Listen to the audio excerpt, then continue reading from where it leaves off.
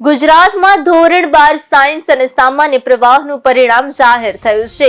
Science પ્રવાહમાં 84.33% અને સામાન્ય પ્રવાહમાં 92.71% પરિણામ નોંધાયું છે।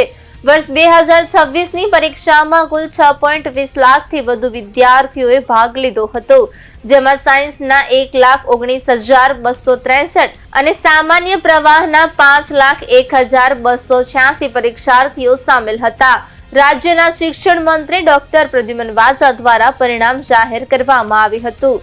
સામાન્ય પ્રવાહમાં 1,18,256 વિદ્યાર્થીઓ પરીક્ષામાં હાજર રહ્યા હતા। તેમાંથી 93,000થી વધુ વિદ્યાર્થીઓ સફળ રહ્યા છે। ખાસ કરીને અમદાવાદ શહેરનું પરિણામ સૌથી ઓછું નોંધાયું છે, જે ચિંતાનો વિષય બની ગયું છે।